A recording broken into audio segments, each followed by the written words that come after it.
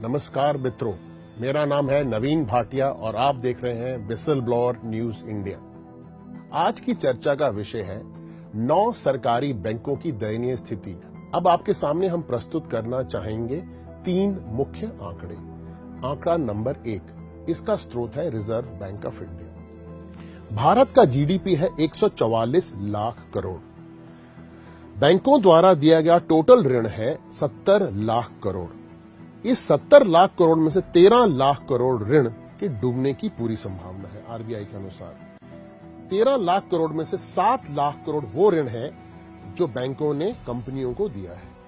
अब हम आपके सामने प्रस्तुत करना चाहेंगे दूसरा आंकड़ा। यह आंकड़ा ये बता रहा है कि 6 लाख करोड़ का जो ऋण बैंकों ने कंपनियों को दिया है वो कौन सी 10 बड़ी कंपनी है जिनको ये ऋण दिया गया है। सबसे ऊपर है भूषण स्टील, बैंकों द्वारा दिया गया ऋण 90,000 करोड़।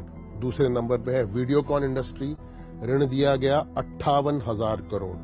तीसरे स्थान पर है जेपी ग्रुप 55,000 करोड़। चौथे स्थान पर है एसआर 50,000 करोड़। उसके बाद है जिंदल ग्रुप 38,000 करोड़। उसके बाद है आलोक इंडस्ट्री 25,000 करोड़। उसके बाद है लैंको 19,000 करोड़। उसके पश्चात है एबीजी शिपयार्ड 15,000 करोड़। पुंज Lloyd 14,000 crore. Electro steel 14,000 crore.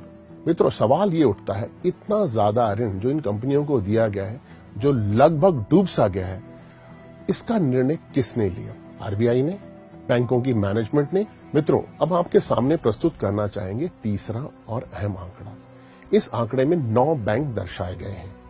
ये वो बैंक हैं जो आरबीआई की लिस्ट में हैं। आरबीआई मानता है ये बैंक डूबने की कगार पर है। आरबीआई बैंकों को 2 भागों में बांटता है। बैंक जिनकी कैपिटल टू रिस्क रेशियो 7.75% होती है, उनको बैंक कहता है पीसीए, मतलब प्रॉम्प्ट करेक्टिव एक्शन, इस कैटेगरी में। दूसरी कैटेगरी है बैंक जिनकी कैपिटल टू रिस्क रेशियो 3.625% से नीचे होती है। बैंक उन बैंकों को कैटेगरी में रखता है क्लोज, यानी बंद कर दिए जाए ये बैंक, या इस बैंक का किसी दूसरे बैंक से विलय कर दिया जाए। आरबीआई की नोटिफिकेशन जो 13 अप्रैल 2017 को दी गई थी, उसमें 2 bank PCA prompt corrective action category में डाले गए। पहला बैंक है आईडीबीआई बैंक, दूसरा बैंक है यूको बैंक। इसका मतलब यह है कि ये बैंक अब किसी भी व्यवसायी या किसी भी कस्टमर को कोई भी लोन दे नहीं सकते। और 7 बैंक जो पीसीए की अगली लिस्ट में आने वाले हैं आरबीआई द्वारा, वो है Indian overseas bank, bank of Maharashtra, central bank of India, Dena bank, united bank of India, corporation bank और आंध्रा बैंक।